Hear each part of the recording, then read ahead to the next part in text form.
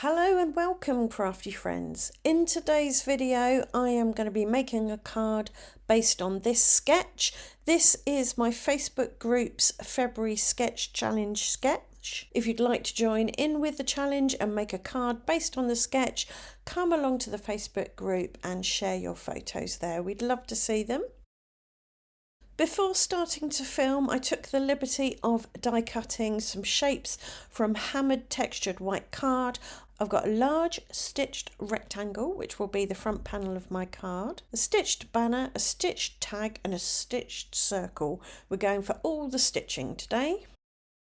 So my plan for this card was to keep all the die cuts that I've just showed you white. So we're going for a white on white look, but also to bring in some nice subtle colour using a branch with some blossom on it. So I coloured some hammered white cardstock with scattered straw, distress oxide, the yellow, spun sugar, which is the pink, and some vintage photo, which is the brown. And then I die cut the branches from the brown, funnily enough, the petals from the pink and the flower centres from the yellow. I then assembled my flowers by dipping the various parts into some glue and tucking them where they needed to be tucked. I made far too many flowers, but that's okay. I just used the others on another project. And if you wanted to do something like this, you don't need the exact die set that I've got. I'm sure you've got some small flower dies somewhere, some blossom dies, some branch dies. You can cobble together a blossomy branch of your own. Once I'd assembled my flowers, I set them aside to dry and then assembled my branches. I've got a few branch dies, but I chose two that I thought I could stick together to make the particular shape branch that I was looking for. So I just added a bit of high-tack PVA glue to the bottom branch, stuck the top branch on top, making sure they looked like they were coming from the same branch, if you know what I mean. And then I added my blossom.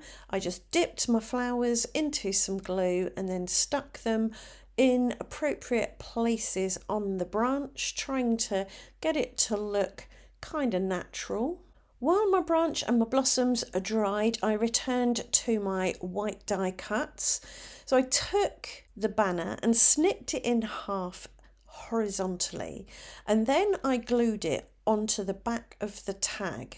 My idea was to stretch the banner a bit. I wanted it to be a bit longer than it was, so I created that length by inserting a gap and hiding the gap behind the tag and then the circle. I then glued all of this in the top right hand corner of the card as per the sketch, and I think this made a lovely landing spot for my branch.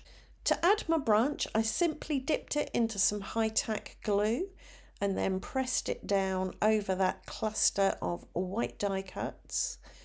I added some tape runner to the back of my card panel and then stuck this on a card blank made from hammered textured white card.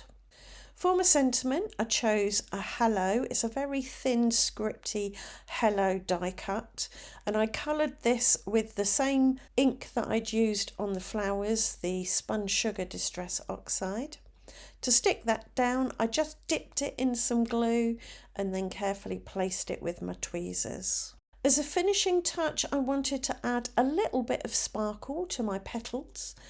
So I used a glitter brush pen and just brushed that over the petals of the blossom. And that was this card finished. It was fairly quick and simple to put together. I think the trickiest and longest part was just assembling the flowers. I do hope you like the card. I hope you've enjoyed the video and it's given you some ideas of things you can do with the equipment and supplies that you already have. And if you'd like to join in the challenge and share a photo of the card that you make, do come along to my Facebook group. I'll leave a link in this video's description. Right, thanks for watching. Bye for now.